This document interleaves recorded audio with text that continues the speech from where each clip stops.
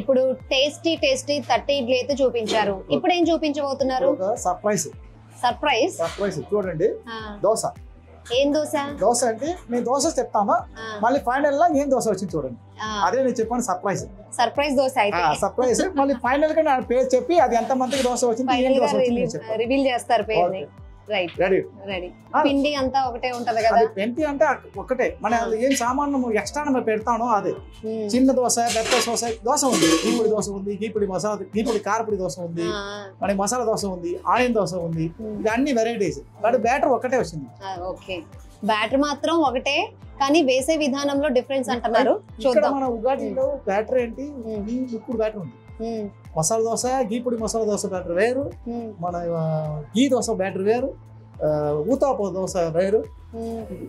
అంటే ప్రాసెస్ వేరు. ఉరుద్దాలు బియ్యం అట్లా కాదా? వేరేం లేదు.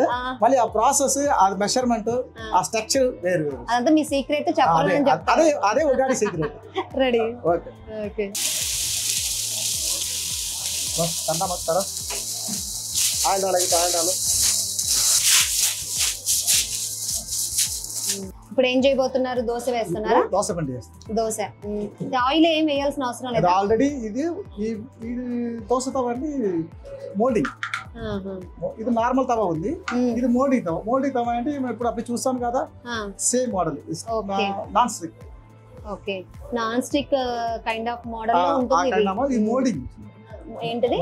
మోల్డింగ్ అంటే ఆ షేప్ వచ్చింది కదా. ఓకే.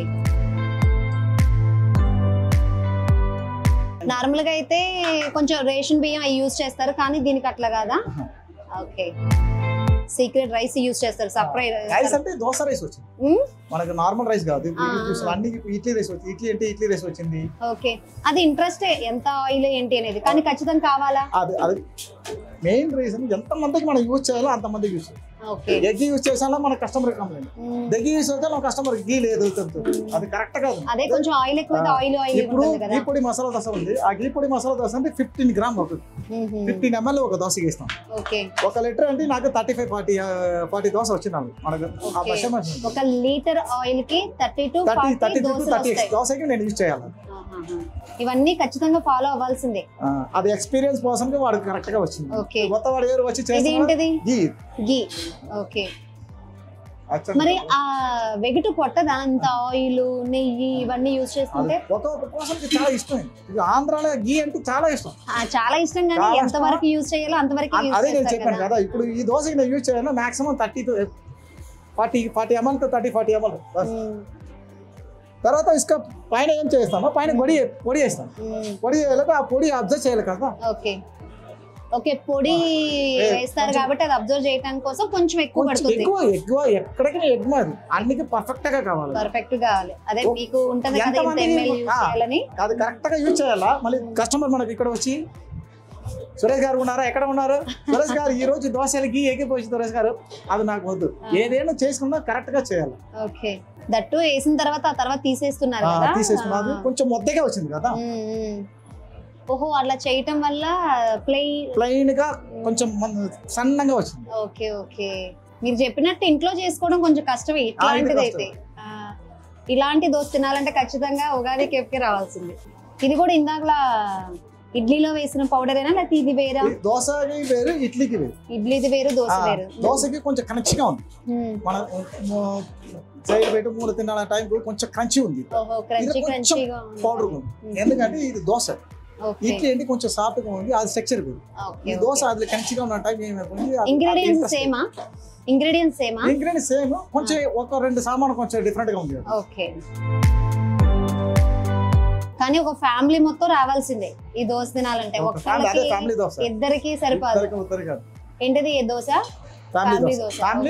ఇప్పుడు ఈ సర్ప్రైజ్ దోశ పేరు ఫ్యామిలీ దోశ. ఫ్యామిలీ దోశ ఏంటి, నార్మల్ గా ఎక్కడైతే ఫ్యామిలీ దోశ అంటే గీ వేసి వేస్తాను. ఇక్కడ మనం ఆతండికి ఇంట్లో చేసింది, మళ్ళీ నేను చెప్తాను, ఆ పొడి లోపల ఉంది. ఓకే, ఇప్పుడు మా ఫ్యామిలీ మొత్తం తీసుకుని రావాలి. నాకు ఒక్కదానికైతే మాక్సిమం ఫ్యామిలీ 4 members. ఎందుకంటే చెప్తాను, ఇది సైడ్ లో ఇది అన్ని వచ్చింది మన సిగ్నేచర్ డిష్ పైనాపిల్ కేసరి. ఒకటి చక్కెర పొంగల్. ఇవి కూడా మీ స్పెషాలిటీ. ఇది మన సిగ్నేచర్ డిష్ ఇక్కడ. ఒకటి ఉంది మీ సిగ్నేచర్ డిషెస్. ఇది పైనాపిల్ కేసరి చక్కెర పొంగల్. ముందుకి నేను చూపిస్తాను కదా, అల్లం చట్నీ, సాంబార్, పల్లి చట్నీ. పదండి టేస్ట్ చేద్దాం. Ready to taste. ఓకే,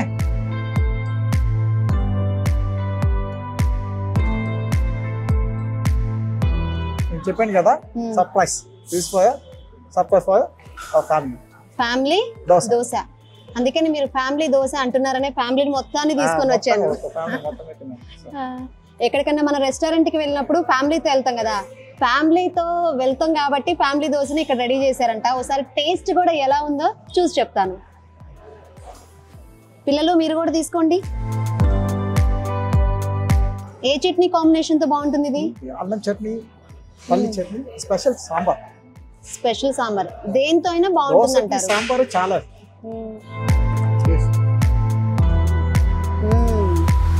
మంచి క్రంచీగా బాగుంది. స్మెల్ అంటే అరోమా చెప్తాం. ఫ్లేవర్ దోశ బెండి అంటే అన్ని బెండికి ఒక్కొక్క ఫ్లేవర్ వచ్చింది. ఆ ఫ్లేవర్ ఆ ఫుడ్ హైలైట్.